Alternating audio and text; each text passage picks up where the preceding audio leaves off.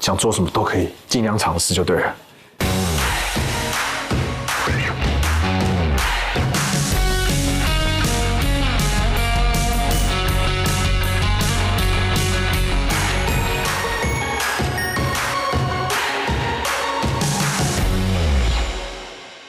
电影《哈利波特》里面常会看到他们送信是选雪橇，可以把那个猴子那个老虎，就跟核桃一样这样子，大力金刚石的感觉。摸老鹰跟摸猫咪是一样的，传说中的美国鹰。对，而且它飞起来的时候是这样的一个画面，《神雕侠侣》里面真的金雕就是这一只，对不对？是的。狩猎模式的话，它是比白头鹰凶。哇，炸汗了！这里真的蛮闷的。来吧，哦，第三个。哇塞，怎么都在你那边啊？10万、20万、30万。所以笋现在在哪边？这一段哦，是椰子笋。哦，好贵怎么样？有椰香味。传说中的椰奶椰子这一颗要180，这个很酷，它里面是果冻状的，好像芦荟啦，就是这样子的。对，没错，正宗。我觉得这个位置真的刚刚好。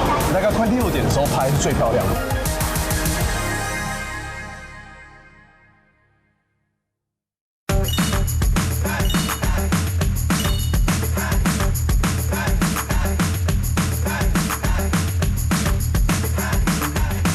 可心，我跟你说，今天我们来到这个地方呢，算是我整趟最期待的一个地方。啊，为什么？因为这边是一个台湾人，他用的一个算是跟老鹰有相关的行业，老鹰。哇，他是台湾人。对，你好。你好。啊，你好，小欧哥你好，你好。他也可以讲泰文。对他，你来这边多久？先问一下小欧哥。15年。15年。哦，所以我们今天来到这个老鹰基地。对。放眼望去，已经有3、4、5、6、7、8只都在这边了。所以你在这边就是专门在饲养这些老鹰吗？对，饲养要做驱鸟。驱鸟。哦，驱鸟，它是一个什么样的行业？因为这在台湾好像比较少听到。基本上这个技术啊是从台湾那边转移到这里来。哦，从台湾带过来的。对。那这个我其实有点难想象，因为其实像泰国它占地非常广，所以主要是稻田还是哪里？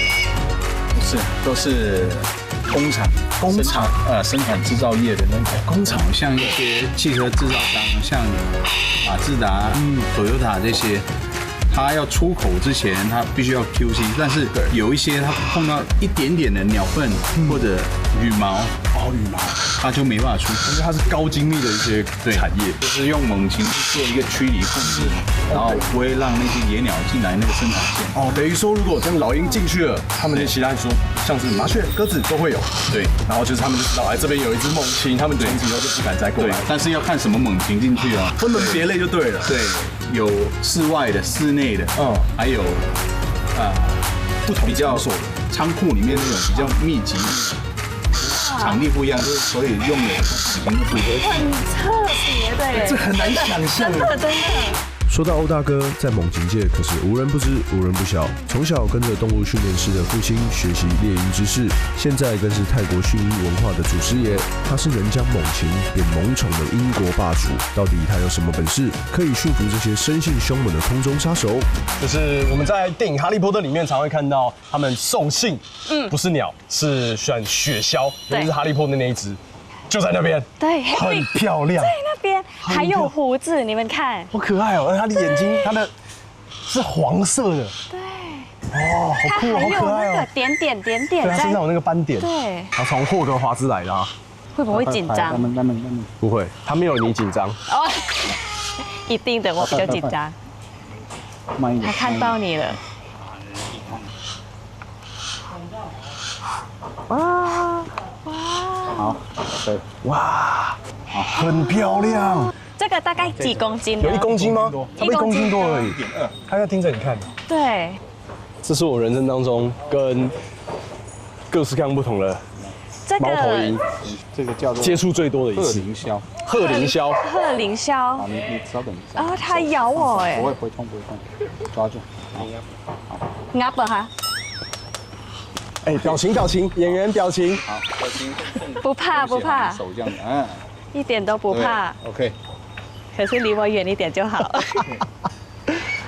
他的眼睛很可怕。他们那个，我觉得他那种枭的眼睛就是死勾勾盯着你看。真的。的，你看我比较喜欢这只，这只它的那个脸比较可爱。它的头很大，很像娃娃一样。对，可以摸吗？จับได้รูปได้可以吗 ？Get get out， 它英文叫 get get out。 Get out。像旁边这一只，它太大了吧？这一只还是宝宝，宝宝吗？啊，几岁2个月。 2个月这么大哦。哦，这个是要训练去欧洲打猎的。哦，打猎的，这个是什么品种啊？这是非洲缅雕。非洲缅雕。对，缅雕。可以超大只哎！询问这一只多少钱吗？差不多150万台币。泰铢，对，台币150万台币，不算贵。不算贵。那它最大可以长到多大只？跟神雕侠里面那只神雕那么大吗？等一下会有神雕，真正的神雕。真的，对，你看 Q 对了，跟那神雕小一点点。小一点点。对，但是它的力量很大，它的力量是排名所有全世界猛禽是排名第2。这一只它的握力，对，磅数，对，应该会超过500磅，应该会超过500磅，所以它握力会有250公斤，它可以把那个猴子的那个脑骨。就跟核桃一样这样子，大力金刚石的感觉。这个可以进来摸它的，进来摸，对不对？可惜，我就知道，不是，它很温驯。哇！哦，你小心打到1巴掌了。哇，它很温驯哎，只是它刚先偷打我1巴掌。比较好。如果是小孩子的话，大概几个月而已，它的尾巴都还没长齐。哦。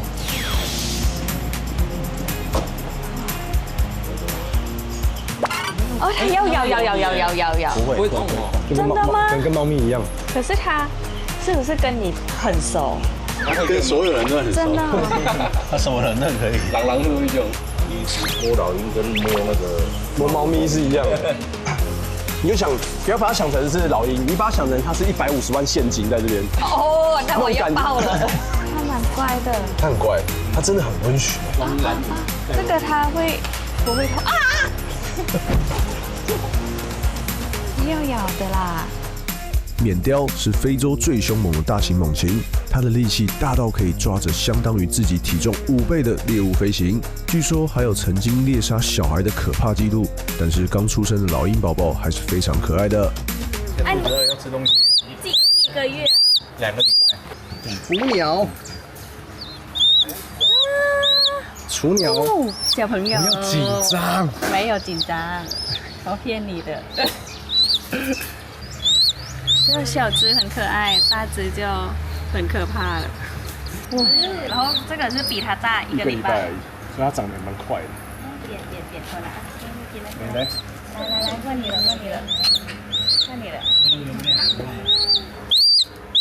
饿死了我好饿，快一点。慢慢来，珍贵的东西要慢慢来。除了照顾老鹰宝宝，成鹰出勤前的整备工作更是重要。毕竟，身为鸟界保全的他们，在科技执法的现代，当然也必须工欲善其事，必先利其器啦。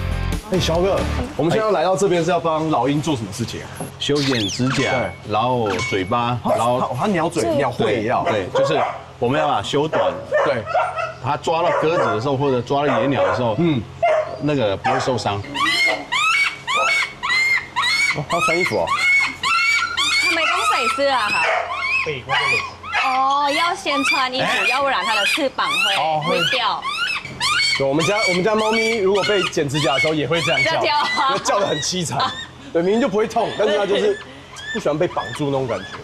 哦，แล้วรู้ได้ไงว่าต้องตัดตรงไหนถึงตรงไหนอะคะ ปลายปากมันยาวเกินปากล่างมามิล1ประมาณมิล2哦，还要修边。如果是在野外的话，它会自己去磨。我们在工作的时候，就是避免那个鸽子或野鸟受伤，我们都会装一个护套。哦，这样子的话，它抓住猎物的时候，这个猎物是不会受伤的，但是会被抓住，就是扣住而已。对。猛龙真的很冷静，好像只有我们有反应。不可能吧？不是，这个是可预期的。哦，对，它一定会这样。要这样抓着剪。小哥，它大概要剪多少？一点点而已。看它的长度，基本上都剪差不多3mm到4mm。哦，0.3公分左右，小短短就好。听欧大哥说，猛禽的种类不同，训练的项目和进度也不一样，有的是身经百战的老手，有的还是懵懵懂懂的菜鸟。这一只是什么品种的？这个是利士鹰，立式士鹰哦，它比较小只一点。这个是我们训练来做驱赶鸽子室内的，室内哦，室内你说在屋檐底下那种的，这一只大概多重的呢这只差不多1050克， ？1050克。就是1公斤。来吧， 50公分带走吧。我就想聊聊嘛，一直聊。等一下呢，它就是会先放飞，对，然后它就会自动飞回来。对哦，那我要怎么操作的吗？好，那先啊，先给你示范。没，你手，直接来你手，哎，OK，等哦，等，它不行没，有，再换边。不是，换边，对，你要跟它培养感情啊，动物都是这样子。慢慢来呢，慢慢来。还是我 OK，没事，你要放轻松，对，不要紧张，放轻松，你紧张会传达给它。 OK，我对轻好，他那松了。边要叫回去了，对啊，它会飞走哦。好，好，你飞走。好，有有了。哇哦，其实蛮酸的哎，哎。买嘛，因为你要平举啊，要再上天，夹着，要回来，看到食物了，它在盯着那个食物看。对，它的眼睛。来了，好美哦。好酸哦。这种叫回训练是一连串的基础课程的第一步，不管是鹰界里的小个儿还是大块头，都要非常熟悉叫回的指令，才能进行下一步的训练。小哥，这就是传说中的美国鹰。对，哦，它看起来比较雄赳赳、气昂昂哎，而且它飞起来的时候是这样的一个画面。现在就是要训练叫远，哦，就是飞出去，对然后让它自己回来。对那我们要用什么控制吗？还是手套跟食物，它看起来蓄势待发？你刚刚看到在那边展翅的时候，对，小哥，我刚有看，就是是不是汗？它在流的这个在嘴巴。泪滴，那个是那个口腔里面的水分，是汗。哦，那汗是怎么排除呢？它排热系统是在它的脚部啊， OK 跟脸部这个地方。它的眼睛会很好吗？就是比人类视力8倍8倍哦。 1.0的话变8.0。好了，准备啊，准备啊。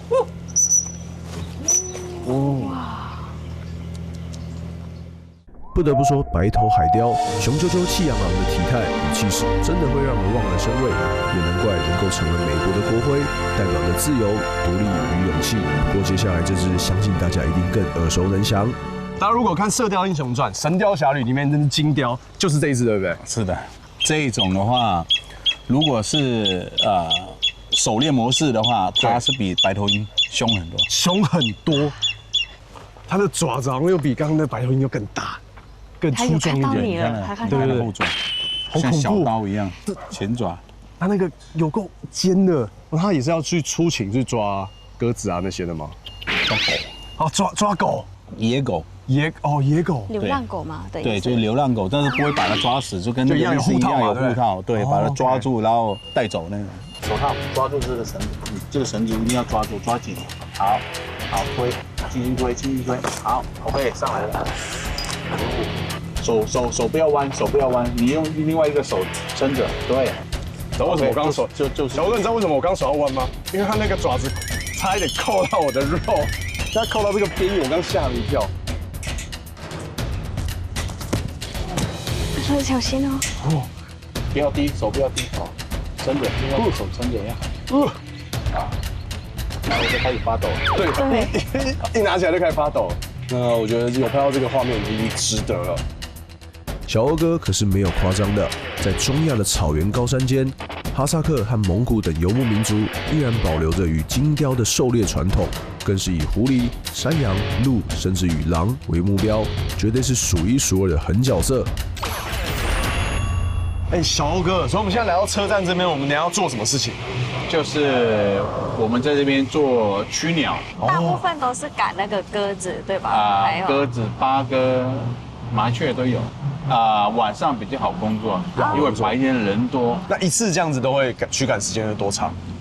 就4个小时。4个小时，所以从现在开始算4个小时。对，所以现在大概快11点，然后到半夜2、3点。对，哇，那真的很辛苦哎。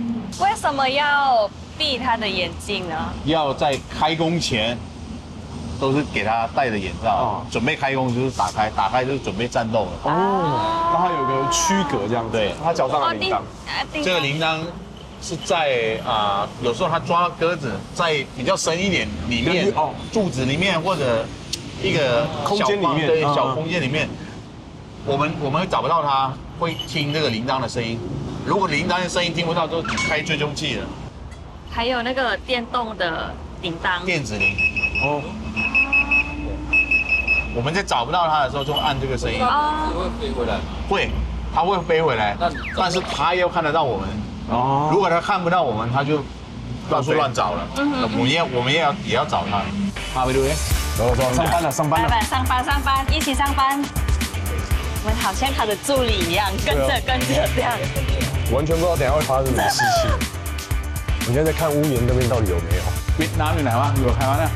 都没看到。他们都会有一个训练员带一只老鹰，然后有一个带头灯，他就是可能在寻找当中。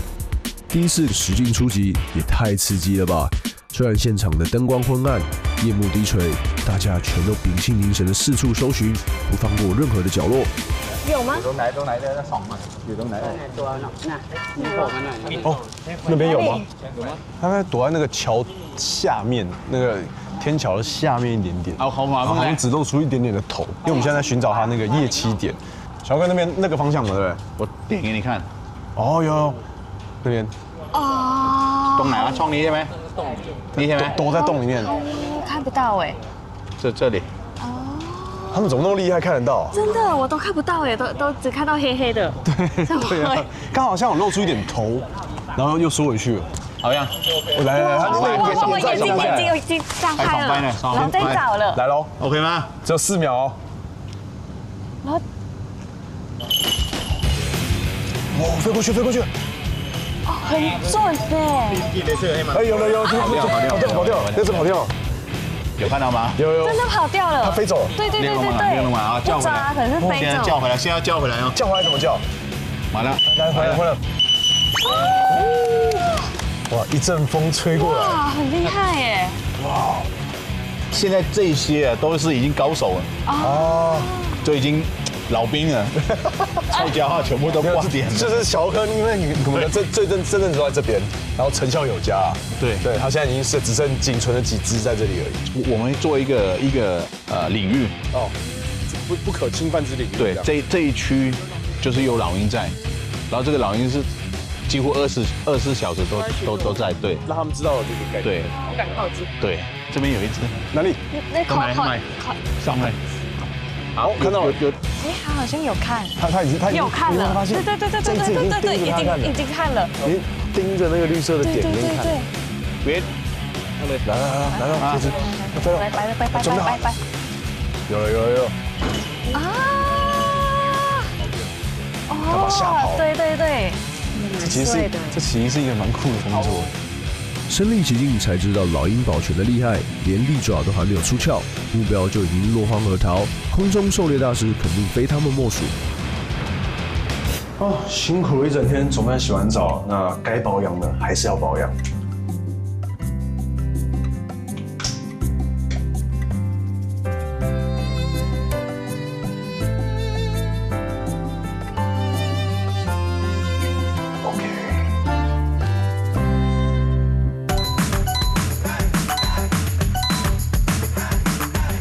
一般来说，大部分的人都不会来这里，除非你要买宝石。对，建筑问的宝石真是世界有名的，尤其是红宝石跟蓝宝石。对。所以我们今天来到这个园区呢，就是要来带大家来采一下宝石。对，我们就挖宝了。对，其实我们刚搭车过来的时候，就看到路边有很多一个又一个的坑洞，他们都是可能在自家后院找到，哎，好像有宝石就开始挖，很深，大概可能往下面有2、3层楼高。我们等一下又要换衣服下去了。好。没错，早在15世纪，建筑问府就已经有开采宝石的记载，而这里出产的暹罗红宝石更是以纯净度高、成色佳而闻名，也因此奠定了宝石之城的地位。对，们今天要变成有钱人了。我跟你说，我们能不能成为百万富翁、亿万富翁，就靠今天了。真的。那后面呢，就是要下去那个挖宝石那个坑洞。这个的话，就是大家电影中看到的。它其实可以看一下，这其实不知道你水多深哦。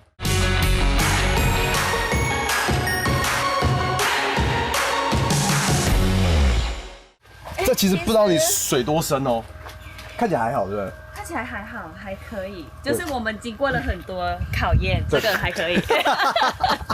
สวัสดีครับ สวัสดีค่ะอันนี้ต้องทำยังไงอะคะก่อนเราไปขุดพลอยเราต้องสวมถุงมือก่อนนะคะ我们要戴手套，先戴手套，然后直接下去这个坑，因为这两坑是连在一起的，连在一起。对对对对对。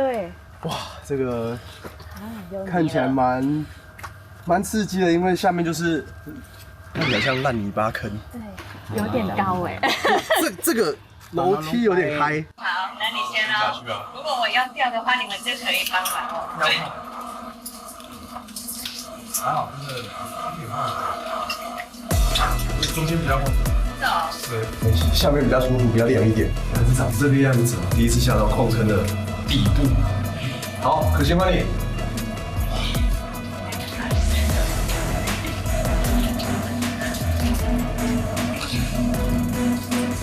其实没有很晃，其实还好，对不对？对。所以我们要往师傅的方向去。好，我们要挖宝。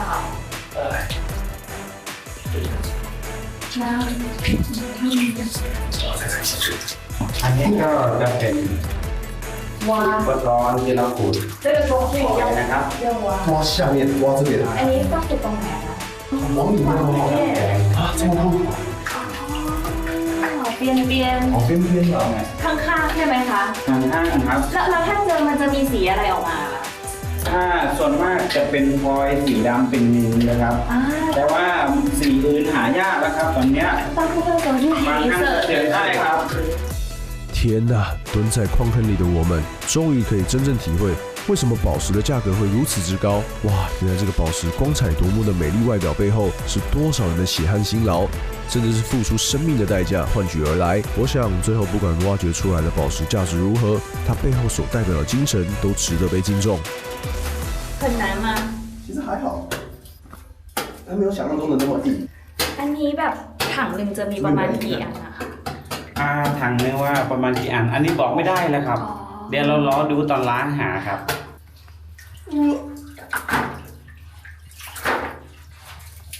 其实很快，你看我这样随便弄个几下就已经半桶了。可是有没有就看看了。对啊。อันนี้ก็ขุดได้เหมือนกัน 炸汗的。 อันนี้ขุดได้ครับแต่ว่ามันลึกเพราะว่ามันลึกมากเลยครับ好了，มา了。来一桶了。好，换你。你说你要挖其他地方？我问另外一边。心跳现在大概120、130，一下下来而已。哦，其实真的没有很难呢。哦，我今天要中奖。很努力耶，很你，真的很累，你在喘。应该够了。你就这样就够了。够了，才弄得够10下吧。好，还没，还有，换个角度。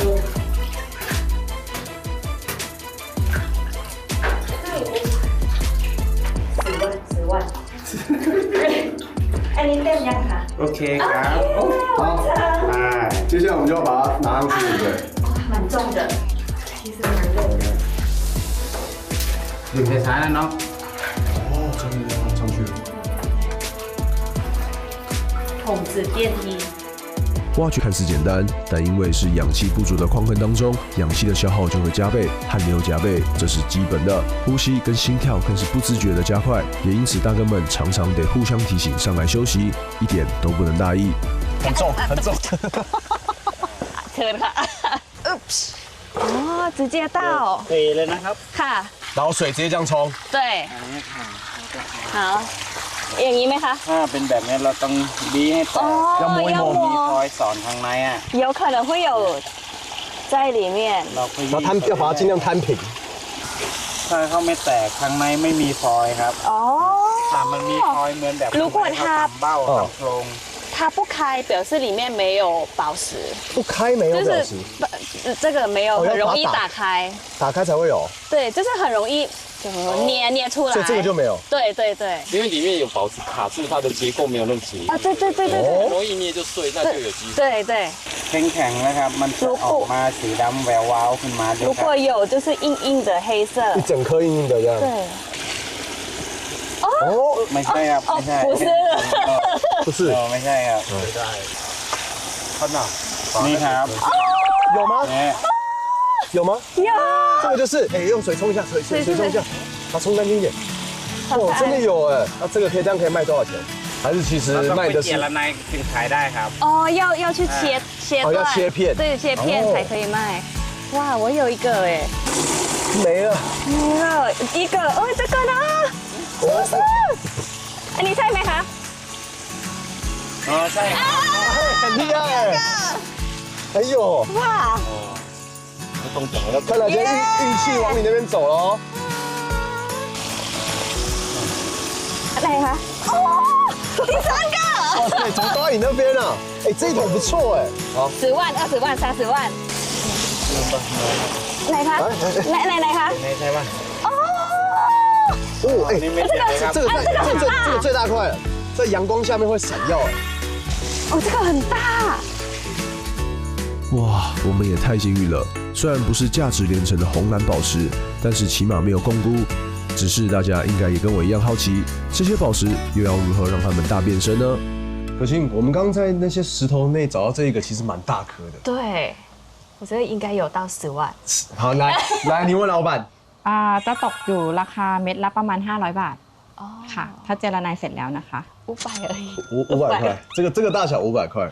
好，没关系，我们还是看一下其他的产品好了，这个就不要理它了。真的，它其实有些价值其实蛮高，你看像这个，对，我看一下这个是8800，还有黄色的，这黄色也是这边找得到的宝石吗？ หาได้ค่ะบริเวณนี้ 可以，可是可比较能有，难。但是几率比较小一点点。它单颗装的应该就是这个要你要猜吗？不用猜，2万1。 อันนี้คือ พลอยสตาร์แซฟไฟร์ค่ะ 哦，这个是เป็น 蓝 แซฟไฟ 宝 ร์ 石，哦，这蓝宝石。可是看不出来，我以为是黑耶。对，这就是有眼不识泰山了。对对对我们这些 ส่อง 门 กับ 外 แส 汉。 งเนี่ยแสงกระทบอะค่ะ แล้วเขาจะมี 哦，它有点银发亮， จะไม่เหมือนนิน 一点点蓝的。对啊，这好特 นิน 别哦。 เขาจะดำอย่างเดียวเลยค่ะ อันนี้ต้องดูกระทบแสงเห็นไหมคะ 哦，一看就是看得出来。对对对，如果有光的话就不一样了。因为那天去庙里的时候，可心有跟我讲说，我们不同礼拜几出生就有不同的颜色，对不同的神，对，没包含的错，宝石也有。像我是礼拜3出生的，主要是绿色。绿色的宝石，那我是你是礼拜几礼拜6，然后是紫色的。好，那我们就装一些进去绿色的宝石，然后送给大家。好这是给大家的礼物。对，可是来这边的话，它没有这个活动哦，这是我们特别对 special 给大家的哦对。听老板娘说，我们找到了这些原石是当地非常有名的黑宝石，在以佛教立国的泰国，它被当地居民视为佛石，认为佩戴后可以消灾祈福、净化心灵以及带来好运，可以说是这里最具意义的宝石。只是想要一睹它的风采，还得经过不少的加工手续。萨瓦迪卡，我们先给大家看一下我们这个值不值得打磨好了，因为它有些大，有些小。 อันนี้สามารถเจรไนได้ไหมคะ สามารถเจรไนได้ค 可 รับ 以。可以吗？总共几个手续？ ทั้งหมดกี่ขั้นตอน3ขั้นตอน 3 ขั้นตอน 3个3道手续然后最后就是让它变漂亮 bling 一点。 OK，对对对。好，那我们就看第一个手续，在这里，对不对？先看一下它的形状，对对对。然后其他打出来会是什么样子一个漂亮？ เราต้องตั้งหน้าดูก่อน ตั้งหน้าคืออะไรอะคะ เพื่อให้รู้ว่าด้านไหนคือด้านหน้า แล้วก็รูปทรงเป็นอะไร 那刚刚已经经过第一个初步的把它的形状磨出来了，但也因为这个步骤，我们看得出来它上面有点裂痕，对不对？对对对你。帮我问一下，这样子如果继续磨的话，会不会碎掉或者？ พลอยอาจแตกได้ครับ 会可能破。有机会破，对，所以我们就没关系，还是要让它漂亮一点。马上就亮嘞！真的吗？有，你看。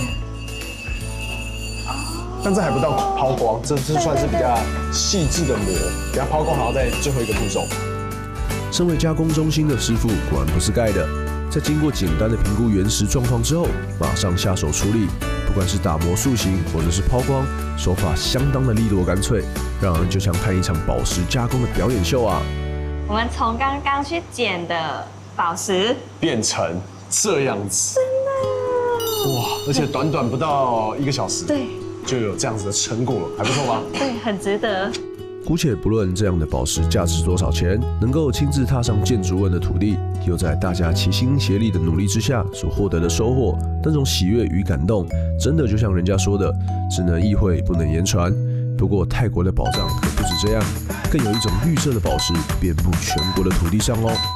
哇，那边都是椰子树哎，全部你看这一片，我们放眼望去，全部都是椰子树。对，我们一般人就在路边买到那种是叫香水椰子，对不对？对对对，没错。哦，它的味道会比较甜，然后香香的，然后就喝它像那个椰子水这样子。对，很像斑斓叶的味道。哦，斑斓叶的味道。然后我们泰国人对椰子真的是很重要，因为每天都要整颗都可以吃。哦，真的吗？对，它的尾端就可以做成食物啊，对它的椰子汁也可以喝，可以解渴。对，但我好像知道这边还有一个很特别的料理，叫做椰笋。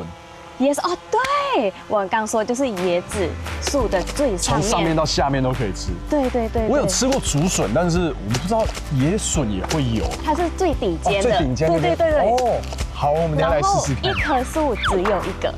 啊，这么珍贵。对对对对。好，我等下一定要来试试看。但是这边还有另外一个品种不一样的椰子，叫做椰奶椰子。对，毛毫蛤蜊。这个的话，我也没有吃过，其实因为它很难得，很难找。相信大家都知道椰子，偏偏泰国却有这种大家没吃过的椰笋，没喝过的椰奶椰子。今天既然都来到了椰子园，当然要好好来探个究竟啊！我觉得我有看到大哥在忙着了。对，我们来找他一下。我们已经戴好我们的手套了。สวัสดีค่ะ สวัสดีครับ这个吗？คือต้นนี้ใช่ไหมคะใช่ครับ对，是这一颗。所以椰笋在哪里？เนี่ยอยู่นี่ครับพี่แล้วมะพร้าวจะอยู่ตรงนี้有东这边在这里啊。哦，我以为是最顶尖的哎。所以我们要把它砍掉，是吗？อันนี้คือจะต้องแบบว่าตัด ใช่ต้องตัดโคนเลย 哦，要从底砍掉。哎，所以你看这个椰笋它真的很珍贵，就是我们要吃这个椰笋，基本上这棵椰子树就死掉了。我们好像帮不上什么忙。对对对，我们去看。对，我们只能看而已，因为它那个刀有点恐怖，它那个手起刀落，手起刀落。我快了，我们要撑一下。好。那我离你远一点好了。可以。哎，掉了，你就知道这个刀到底有多利了。你看，所以笋现在在哪边？这边还是这边？อันนี้คือขนาดเท่านี้เลยไหมคะ？อยู่ตรงนี้它下面这一段而已。这边这一段哦，是椰子笋。ใกล้แล้วนะ快了。ชามันจะหวาน先闻一下。你闻那个。ไปทำแกงอ什ร่อย么味道？哦，好脆哦。有点甜。有椰香味，一点点很淡的椰香味，好吃，好吃，厉害，你懂。你原本不吃完了，你很猛哎，好好吃哦。那个绿咖喱也可以放它，但我跟你说哦，外面那个皮要削掉，要不然咬不进去，太苦了。鲜脆多汁的椰笋，越吃越顺口。不过听大哥说，这里还有个隐藏版的椰子汁喝法，保证更让人上瘾。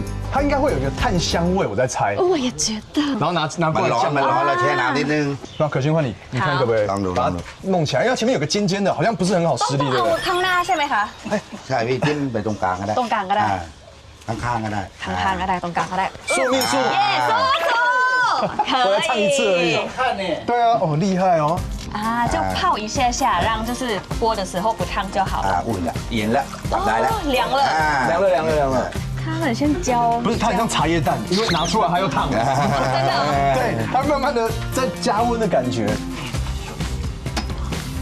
我很期待它有那个炭香椰子水的概念对它也会烫真烫哦อันนี้ข้างนอกเขาก็ขายเป็นแค่อย่างนี้ใช่ไหมคะใช่ที่เขาขายร้อน没有吓你没有是真的蛮烫的哦有了哦有了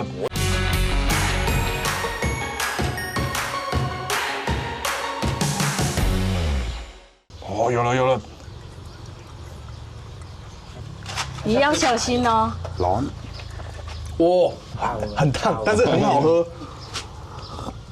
มีน้ำแข็งไหมคะ这个你要在喝那个冰糖水梨那种冰糖雪梨有没有顾你的喉咙的那种，因为温温的，很顺口。好甜，真的很甜。那可以整片这样下来，哇，其实蛮容易剥的。对啊，好特别哦。哇，我觉得很大口吃。这是我吃过最好吃的椰肉。哎，没想到这个炭烧椰子，椰汁喝起来温润浓郁，椰肉吃起来软嫩多汁，完全颠覆我们对椰子的印象。更别说接下来登场的椰奶椰子，保证让人大吃一惊。这个比一般的竹笋还要好吃啊，因为它有一个椰香味，一个淡淡的香味，我觉得这个是，而且它一样脆。这个椰子是我们在市场买的，对，一颗哦很贵，因为平常的话，如果你在路边这样子，它那种摊贩买一颗可能20-30块就有，对，但这一颗要180。专业的人会用听它的水判断是不是椰子椰奶。哦，所以我们现在要寻找这个传说中的椰奶椰子，它那个几率呢大概是0.0几%，这个就很明显。你看，哎，你没猜？没猜，这一看就知道全部都是水。然后这个的话，好像有一点咕噜咕噜的。对，它没有那么的顺，所以我们请大哥来帮我们开。炒了呢。好了，各位要开奖啦！好，中间。我没看到哎。啊。哦，这个它好像这个很酷，它里面是果冻状的。对。来，1、2、3，好像芦荟啦。哦。这个。先吃一口吧。先吃一口，我要先吃它这个果冻状的东西到底是什么？没味道。没什么味道，它感觉就是像，这个椰子汁，然后处于一个半凝固的状态。对。难怪要加糖，这个加糖我可以理解。好，那加一点糖好了。这个加糖真不错，对，真不错。很像甜点，吃甜点一样。炼乳会加炼乳。还可以加炼乳。对，反正任何甜的东西都可以加，对不对？ถ้าต้นหนึ่งอันก็จะมี2-3ลูก。哦，他说一整棵树只有2-3颗才有这样的。一整棵树2-3颗，对，那它几率真的很低。这泰国的椰子是什么样的外星生物吗？竟然还能有多种形态变化，既是饮料，又是甜点，还能有椰肉能当主食，椰笋能当配菜，也难怪泰国人一辈子都离不开椰子啊！然而，这样的惊喜不止在椰子园，来到泰国最繁华、最热闹的首都曼谷，还有很多 surprise 在等着我们。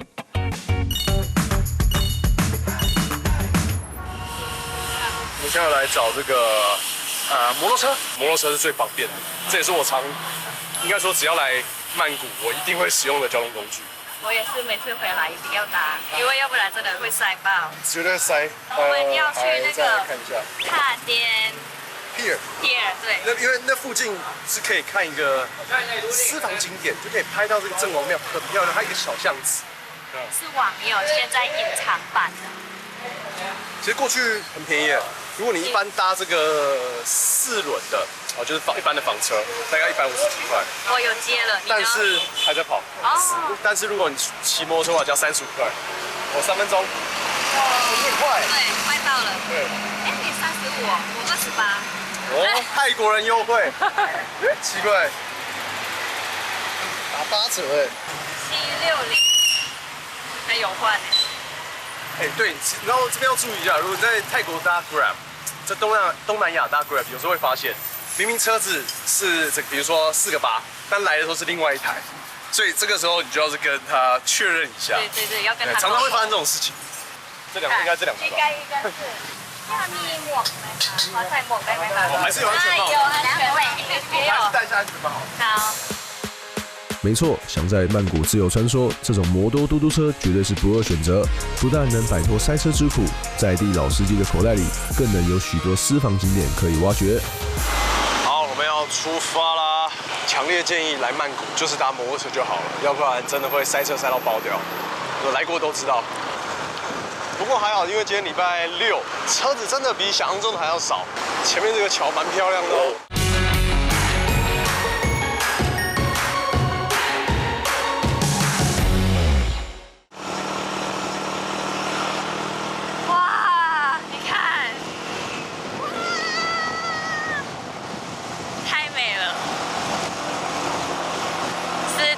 不要塞车是最棒的曼谷。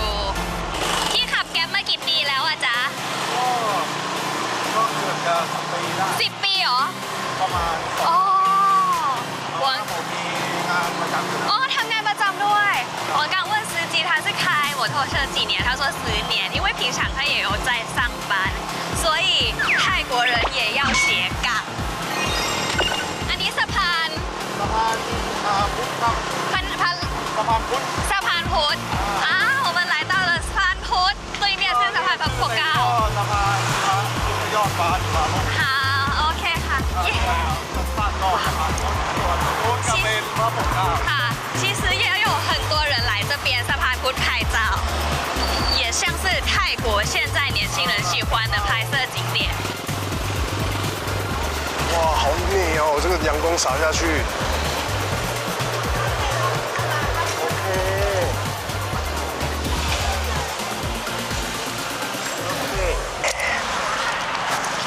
ขอบคุณครับขอบคุณค่ะ OK， 安全帽记得还人家。哦，对，我忘记还他了安全帽。ขอบคุณค่ะ安全帽记得还给人家，差点忘记了。对，差一点要走了。对啊。大家别怀疑，我们要去的这条巷子可以说是现在曼谷最热门的景点之一，没有别的原因，就是冲着这独一无二的景色。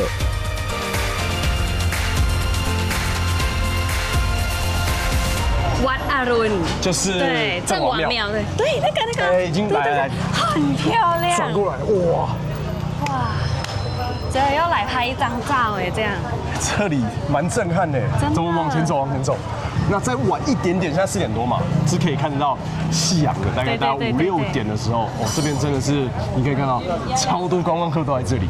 而且其实我们刚刚找了一阵子，因为它那个角度其实有些会有差，有些会挡住。哦，往前，就是这样子的。对，没错，正中。我说这个位置真的刚刚好。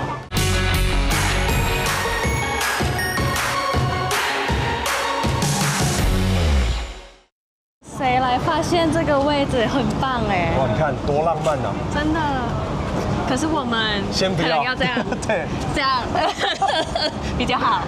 但是现在真的太阳太大，如果我真的再晚一点，大概快6点的时候拍是最漂亮的。嗯，好，这边就是วัดอรุณ对面，郑王庙对面。这算是一个私房景点了，虽然是大家都知道的私房景点，但我觉得来到这边拍夕阳时分是最棒的。夕阳西下后，郑王庙还会披上一层金光闪闪的外衣，展现出与白天截然不同的风格，绝对是最适合拍照的地方。不愧是曼谷私房景点 No.1啊！东哥，你有没有那个薄荷糖？我刚吃那个大蒜，口气有点重，怕等下上车熏到大家。你问对人了。来，我给你介绍一个啊，就是这个我们导游最注重的是什么呢？就是口气，牙医选。口腔卫生很易，哎呦，就是这个东西。它还有这个旅行组的牙膏跟牙刷。对，这个喷液我在台湾也有看过，台湾也有卖。我来喷一下看看啊。哦，不会太像辣，而且这个天然清新的味道我喜欢。你把它吹，看这个反看呢，景哥怎么样？香，确实很香，清新，大蒜味都没了。他说这个可以1秒消除口腔的异味，而且还可以保持湿润。像如果我们等一下搭车要搭很久，喉咙很干又口气不好，有了这个超级方便的。我的韩国客人、游客非常喜欢用这个。好，晚上这一套夜用牙膏送给你。好，没问题，我就等段哥拿给我了。OK， 好的，来用餐。段哥吃。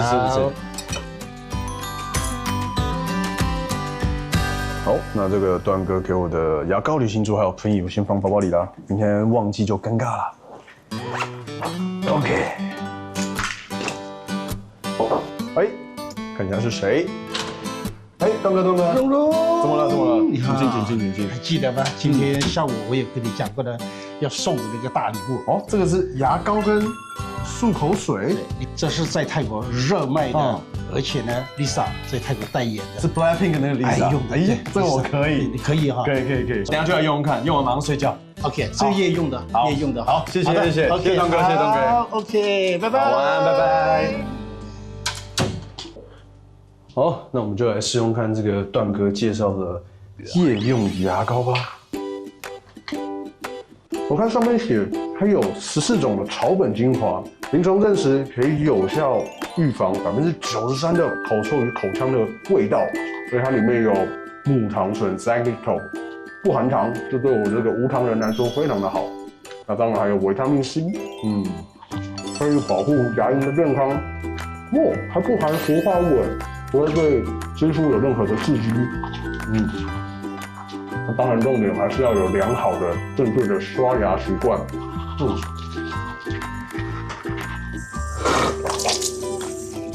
好了，刷完牙了，那当然还是最后要用这个来做 Andy 天然口腔保健液。